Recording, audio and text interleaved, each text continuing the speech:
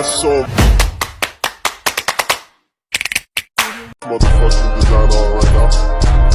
Bring it down, bring it down, bring it down. I got 3 old guys to the block.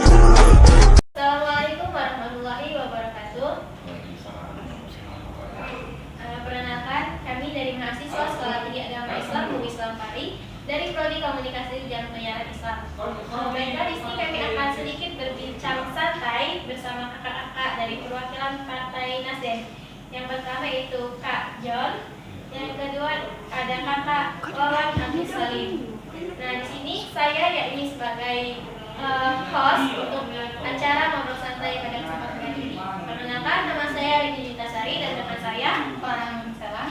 Baiklah, di sini untuk mempersingkat waktu, kami akan langsung memulai mewawancarai kakak-kakak yang hadir pada kesempatan kali ini. Yang pertama untuk Kak Wawan Agus Salim. Ini Kak, pertanyaan yang pertama, apa motivasi kakak untuk mencalonkan diri sebagai anggota legislatif dari perwakilan Partai Nasdem ini, Kak?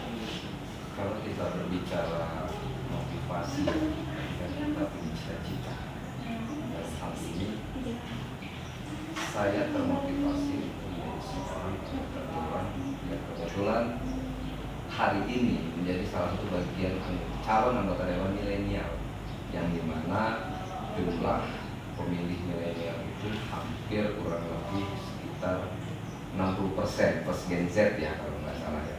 Nah, makanya dari itu motivasi ketika nantinya atau ketika dalam perjalanan waktu ini ingin menjadi seorang anggota dewan yang berkarakter, dalam artian berkarakter dalam melayani dan memperjuangkan apa yang menjadi aspirasi dari masyarakat di mana dapil tempat saya akan ditempatkan. Kebetulan saya ditempatkan di dapil 2, Lubuk Linggau Utara 1 dan 2. Makanya termotivasi nanti ketika memang amanah itu datang, saya akan mengawal aspirasi dari setiap golongan masyarakat, baik golongan atas, menengah, dan bawah. Nanti kita lihat aspirasinya seperti apa. Karena dari beberapa golongan itu pasti beda-beda. Nanti tingkatan atau keinginan dari semua lapisan masyarakat. Ini tuh. Untuk pertanyaan kedua mungkin akan dilanjutkan oleh rekan saya. Masih seputar membahas motivasi kita sendiri. Baiklah, untuk Bapak John, apa sih yang menjadi motivasi Bapak dalam mencalonkan diri sebagai anggota legislatif? Jadi kalau motivasi itu hampir sama Kak Wawan Agus Salim. Nah, jadi kan kita itu pilihnya kalau kita sudah jadi itu barulah kita bisa apa sih yang dipilihnya oleh masyarakat, otomatis kita yang akan dipilih. Karena sudah dijawab oleh Kak Wawan kan. Lanjut ya untuk pertanyaan Kak Wawan. Jadi kan Kak, kalau kita ingin berdasarkan sebagai DPR atau DPRD itu kan kayak pasti ada suruhan dari orang lain atau keinginan Kakak sendiri. Oke. Kalau keinginan. Jadi kita gini ya, sebuah cita-cita atau sebuah impian, kalau bagi saya itu adalah niat dari saya sendiri. Kalau berkaitan dengan pencalonan dewan, insya Allah itu niat dari keluarga dalam. Dan niat ini memang sudah ditanamkan bukan 2 atau 3 tahun ini. Niat itu sudah ditanamkan jauh-jauh sebelum ini. Malahan ketika kita ya sedang waktu kuliah, itu niat itu sudah kita tanamkan. Tapi ya balik lagi momen di mana niat itu akan kita raih atau akan kita laksanakan. Balik lagi ke momen. Ya alhamdulillah momen itu ada di tahun 2021 akhir kemarin, dan saya secara pribadi niat hati bergabung ke Partai Nasdem dan memang meniatkan diri untuk ikut kontestasi kontestasi di pemilu legislatif 2024. Jadi bukan karena ada dorongan dari orang lain atau ajakan dari orang lain, niat dari kita. Jadi kesimpulannya itu keinginan saya. Tentu dalam membuat suatu keputusan dalam mencalonkan diri sebagai anggota legislatif itu, tentu kita harus berdiskusi terlebih dahulu kepada keluarga. Bagaimana nih Pak tanggapan keluarganya bahwa Bapak akan mencalonkan diri sebagai anggota legislatif? Ya, alhamdulillah untuk tanggapan keluarga kan sangat ambisius dalam pencalonan ini. Insya Allah keluarga juga kan sangat mendukung, apalagi kita tidak berempat untuk Cukup mendukung jadi keluarga ya. Yang ke Kak Wawan nih Kak, kecuali di Partai Nasdem nih Kak, nah, mungkin ada pekerjaan lain kecuali di Partai Nasdem ini, kira-kira ada nggak? Kalau berbicara pekerjaan, kita menarik alur 7 tahun ke belakang. Mungkin kalau yang sudah kenal sama Wawan, khususnya di Dapil 2 Utara 1 dan Utara 2, terkhusus lagi di Kelurahan dan Ponorogo. Kalau pekerjaan selepas dulu tamat kuliah, kerjaan tukang galon. Mungkin tahu tukang galon yang bawa motor pakai keranjang, itu saya jalani selama 7 tahun. Itu pekerjaan awal. Nah di akhir ini ya alhamdulillah, kan mungkin berkat doa orang tua dan support dari orang tua, makanya galonnya tetap, tapi sudah tidak berkeliling-keliling lagi, tapi tetap kita mengurusi usaha itu. Berarti ada karyawannya Kak? Sekarang ya alhamdulillah ada karyawannya. Kenapa waktu itu saya terjun ke dunia pengentaran galon? Yang pertama, saya pengen kasih tahu kepada seluruh anak-anak muda bahwa semua pekerjaan itu layak dan halal. Jangan pernah malu terhadap apapun pekerjaan kalian selain itu halal. Makanya dengan saya terjun langsung sebagai tukang galon, sebenarnya saya ingin memberi contoh. Saya pendidikan terakhir strata 1, ambil hukum. Setelah itu saya terjun ke dunia yang mungkin sedikit anak-anak muda akan mengakui. Karena apa? Yang pertama capek, yang kedua panas, kalau hujan-hujanan. Nah itu. Tapi ya di akhir ini alhamdulillah, kebetulan saya dipercaya kasih rezeki untuk mengurusi atau mendirikan sebuah CV Saling Jaya Bersama. Itu bergerak di bidang BBM dan gas. Mungkin insya Allah kalau warga yang ada di Ponorogo tahu lah siapa kerjanya seperti apa. Mungkin untuk Bapak sendiri, apa pekerjaannya selain mencalonkan diri sebagai anggota legislatif? Kalau saya salah satunya distributor rokok CK. Dan untuk yang lain saya juga bergerak di bidang properti seperti kapela, seperti untuk usaha. Memang benar kata orang yang ditangkap, ingin mencapai sesuatu yang manis itu harus menjalankan sesuatu yang pahit. Betul. Baiklah, selanjutnya itu gagasan apa sih yang ingin Bapak terjun bawa nanti di parlemen dengan hati nurani tanpa adanya suatu kemauan dari partai sendiri itu apa? Kalau gagasan kita memang seharusnya ke depan untuk masyarakat khususnya ya kita berbicara dapil. Jadi dapil Pak Setiawan itu di Utara 1 kalau saya di Metro Timur. Kalau di untuk gagasan ke depan mungkin kita banyaknya di agama sama sosial. Tapi kalau sekarang kita bergerak di mobil ambulans. Mungkin untuk Bapak sendiri atau ada tanggapan dari Pak Jonadi atau ada yang ditambahin? Kalau gagasan senada dengan apa yang disampaikan oleh Kak Hajar Kennedy, kita di Nasdem itu memang fokus bergerak di sosial keagamaan. Makanya berjalannya waktu ini saya juga sudah menambah program terkhusus untuk di 2 kelurahan Medan dan Ponorogo Karena Nasdem ini sudah ada ambulan gratis plus bantuan air mineral 5 dus ya setiap ada musibah kematian dan ahli musibah meminjam atau ingin memakai jasa ambulan gratis tersebut. Makanya dari program Nasdem yang sudah berjalan, saya kemarin coba mengambil berinovasi dalam artian ini program bagus, kenapa tidak saya tambahkan lagi program. Nah, jadi sekarang jadi khusus di Kelurahan Gang saya tambahkan program untuk 5 persatuan amal kematian bantuan seperti kain kafan. Karena itu terinspirasi setiap mungkin kalau kejadiannya sore persatuan amal kematian dulu mempersiapkan atau menyetor kain kafan, mereka mau beli ke toko, itu kan toko udah tutup. Makanya terinspirasi dari situ. Kadang ahli musibah ketika meninggalin jam 4:30 atau jam 5 pengen langsung di malamnya. Makanya terinspirasi dari situ kita tambahkan program bantuan kain kafan. Itu sudah berjalan kurang lebih sekitar 2 tahun. Nah harapannya setelah nanti kalau nasibnya ada amanah terpilih menjadi seorang legislator, tetap program itu akan berjalan. Di samping itu kita tetap mengawal, balik lagi tadi, mengawal semua aspirasi masyarakat, baik itu sosial keagamaan ataupun yang berupa infrastruktur. Karena bagi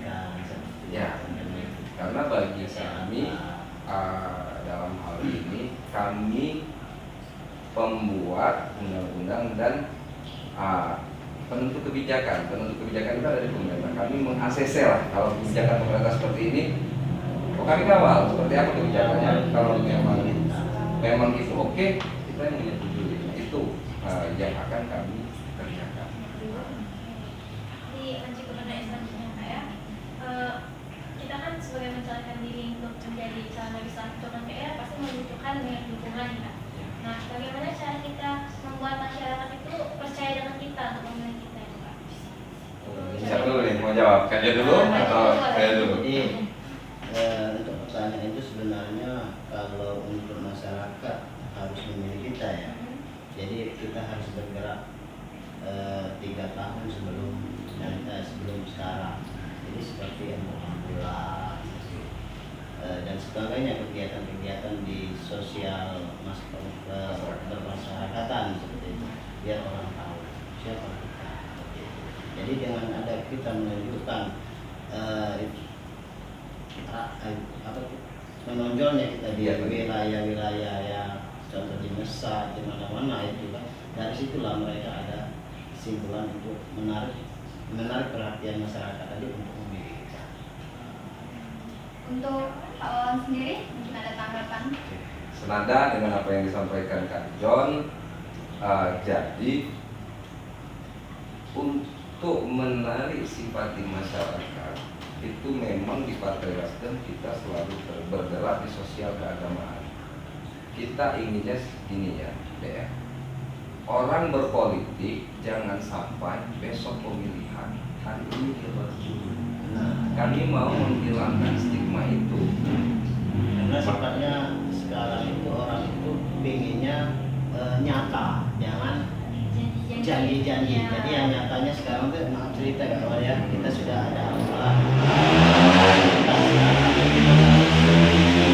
Ada orang meninggal di utara itu ada Kak Wawan, kalau di timur ada Kak.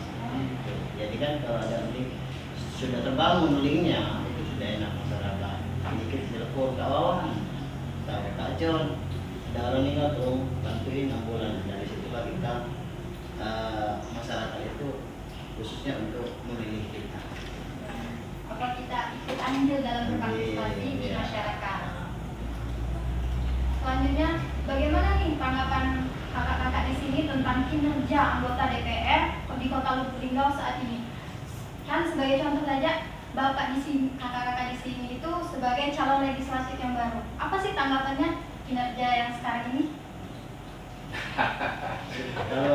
Kalau kita bertanya kinerja ya, karena ya saya baru 2 tahun lebih masuk ke dalam partai politik ya. Kalau buat kinerja itu bingung juga sih kalau kita mau melihat atau mengukur.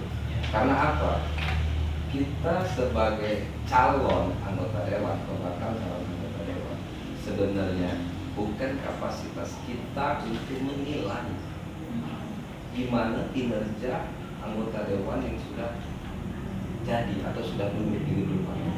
Karena apa? Ketika kami yang menilai dan pertanyaannya seperti itu, nanti seolah-olah apa yang akan kami jawab akan mungkin kalau nggak benar nanti menjatuhkan mereka. Nah itu kami tidak akan menjawab, Mbak. Tapi pertanyaan itu silahkan tanya di masing-masing dapil langsung ke masyarakatnya. Karena apa? Masyarakat yang punya penentu, masyarakat menjadi penentu. Karena kalau kami mau menjawab, mungkin kami tidak akan. Jadi jawabannya simpulnya Kak Setiawan biar nggak repot dan kita untuk jawaban yang terakhir ya. Karena kesimpulannya itu cukup bagus. Tapi untuk kedepannya mungkin itu lebih kita tingkatkan lebih bagus lagi. Akan Meningkatkan. Karena kemarin itu kan anggota dewan yang ada ini ada kopi. Nah seperti itulah kira-kira yang kinerjanya banyak hambatan. Terhambat, ya seperti itu. Karena kita nggak tahu di dalam itu gimana, karena kita belum jadi. Kalau kita sudah jadi kan tahu Tidak proses. tahu, ya. Makanya kita tidak mau berkomentar karena kita nggak ada di dalam situ. Kita nggak tahu. Menurut kita itu sudah cukup bagus. Kalau kita di dalam situ nanti ya orang akan berpikiran negatif juga ke kita atau berpikiran positif. Karena makanya kita komentar ya kita katakan Jelas itu semua dewan cukup bagus. Sudah Bagus lah. Makanya setiap program dari anggota dewan yang sudah jadi, memang ada beberapa yang khususnya di utara, programnya bagus loh untuk masyarakat. Nah mungkin itu nanti, bukan mungkin, itu sudah saya copy dalam artian kenapa enggak kita ikutin ketika program itu bagus untuk kemaslahatan masyarakat yang ada gitu. Nah, tapi itulah tadi, itu cukup nanti aja lah itu dibuka kan program-program seperti itu masih silent ya, rahasia perusahaan lah itu. Nah ini Kak, sebelumnya mungkin pertanyaannya agak gimana Kak ya? Ya. Mohon maaf. Ini kan dalam pemilihan ini kan Kak, kadang rezeki kadang enggak nih Kak ya. Nah terus bagaimana jika dalam pemilihan 2024 ini antara Kak Jan dan Kak Wawan ini kalah dalam pemilihan ini? Ya, yang namanya kalah itu kan sudah takdir semua. Kalau yang menang juga itu kehendak Allah. Jadi kita ketergantungannya memang pada Allah yang Maha Kuasa ya. Tapi ikhtiarnya tetap kita jalankan. Nah, kalau memang ada takdir kita di 2024, jadi memang sudah di garis tangan oleh Allah yang Maha Kuasa. Boleh lanjut? Boleh. Misalnya ketika ada pertanyaan kalau nanti kalah dan tidak terpilih, itu pertanyaan yang bagus sih, karena dari 144 khususnya di dapil 12 144 calon anggota legislatif itu nggak mungkin 144 itu masuk semua, karena kita cuma ada 8 kursi. Tapi pribadi ya ketika restu dari kedua orang tua itu sudah kita dapatkan, restu dari mertua hingga sudah kita dapatkan, dan paling kecil juga restu dari istri sudah kita dapatkan. Kenapa restu istri juga paling berpengaruh? Ya karena kami memulai perjalanan ini 1 tahun yang lalu kita selalu pulang di atas jam 12 malam. Nah, jadi restu itu harus ada supaya tidak terjadi cekcok. Kenapa? Kalau seandainya memang Tuhan Allah Subhanahu Wa Taala belum menakdirkan untuk menjadi pemenang dan akhirnya kita kalah, ya udah kalau memang itu kan basic kita kan memang ada apa yang di awal tadi saya ceritakan. Ya, kalau saya dulu tukang galon, ketika tidak jadi dewan, ya akan saya balik ke tukang galon. Akan kembangkan gitu ya. Nah, masalah berkembangnya itu nanti itulah makanya perjalanan hidup. Saya juga ya mungkin adanya tahulah saya ini seperti apa kan awal-awal dulu. Makanya perjalanan hidup tidak. Jadi untuk di pencalonan ini sebenarnya yang bagus kita dituruti alur perjalanan aja biar kita nggak stres. Iya, bagusnya seperti itu, jangan terlalu Harus menang gitu harus ya. menang. Iya, harus menang, harus kuat. Karena kalau kalah menang itu sudah biasa, kan, Pak, ya. Yang penting kita sudah berani mencalonkan diri.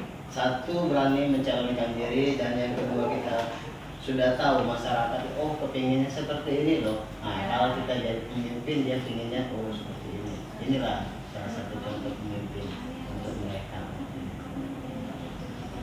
Mungkin di bagian terakhir nih Pak ya, apa sih saran-saran untuk kita berdua sebagai generasi milenial dalam bergelut di dunia politik itu sendiri?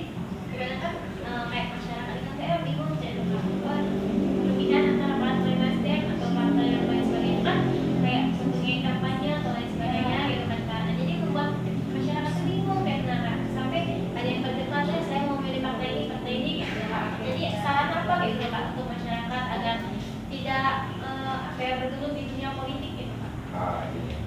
Sebenarnya politik ini urusan 5 menit di dalam TPS ya. Iya kan? Iya. Ya ini saran untuk seluruh masyarakat baik Gen Z, milenial ataupun yang sudah senior.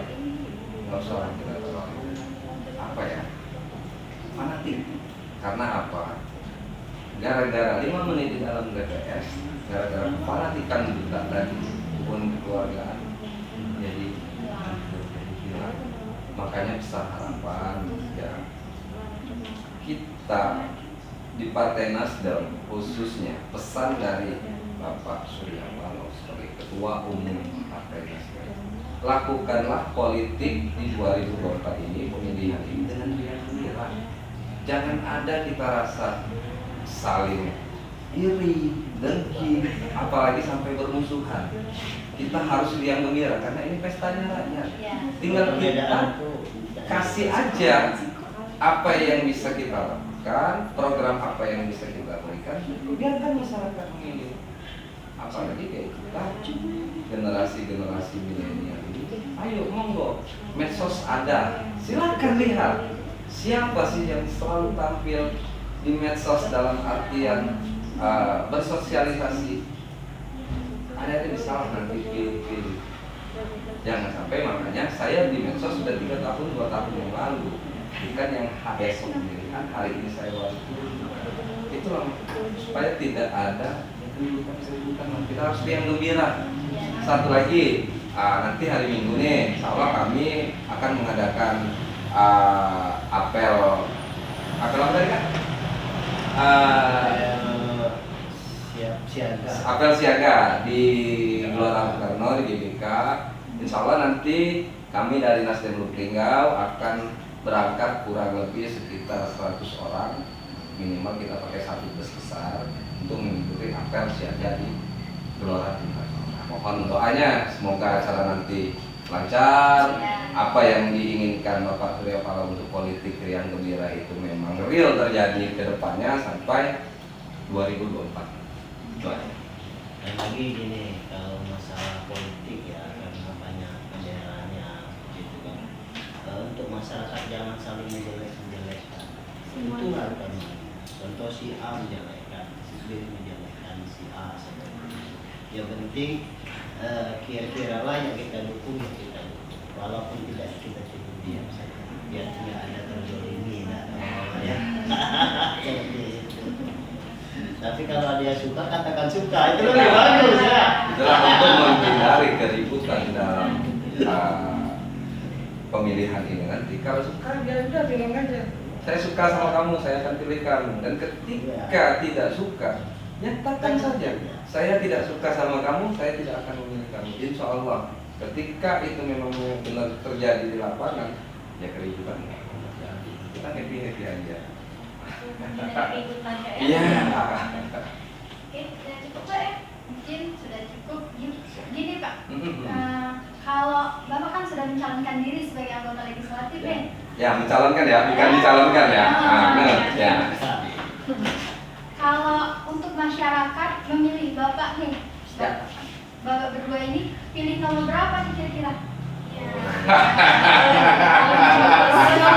Nomor berapa nih? Kayaknya ada pesanan nih pertanyaan.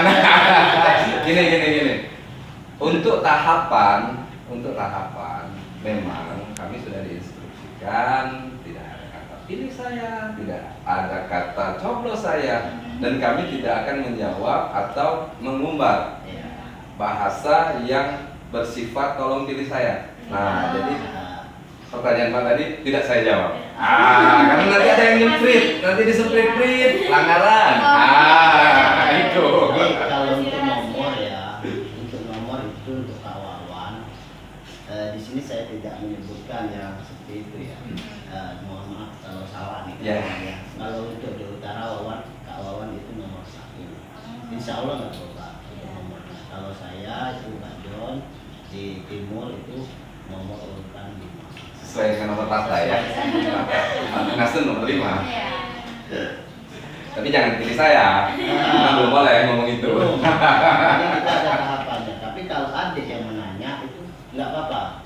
Intinya di tahapan sekarang kalau masyarakat yang menanya tidak apa-apa. Tapi kalau kita menyediakan di medsos ya dengan seperti ini harus Pilih saya gitu. Belum masuk tahapan nanti ada masa tahapannya pasti itu nanti. Makanya per hari ini mungkin ada belum pernah lihat banner saya gitu kan. Iya kan? Makanya Ya. masyarakat kadangnya bingung kok masuk di politik, tahun politik gambar-gambar yang Ya. calonnya nggak ada. Memang belum masanya, nggak boleh. Gitu. Jadi seperti itu tahapannya. Kalau kita bikin ada spanduk, Nanti ada next acara ketika udah masuk tahapannya nanti bolehlah ada WA kakak untuk gimana sih perkembangannya menuju 2024 gitu kan. Ketika tapi sudah masuk tahapan makanya nanti di situ kita sampaikan. ada tahapannya itu tahapan peralihan. Kalau sekarang kita masih tahapan verifikasi pendaftaran bercaleg. Masuk proses ke CT, sudah CT kan nanti ke depannya ke CS dulu ya, CS dulu selanjutnya ke CT. Kalau sudah ke CT berarti sudah boleh. tetap. Sudah syarat tetap nanti ada proses kampanye. Nah silakan masa itu. Satu lagi ya untuk anak-anak ada adik-adik milenial ya. Suara kalian itu begitu berarti. Jadi harapannya jangan sia-siakan apa yang sudah menjadi kewajiban kalian untuk milih. Wajib tapi nggak ada syaratnya. Tapi suara kalian itu sangat berarti, bukan hanya buat kami, pada seluruh.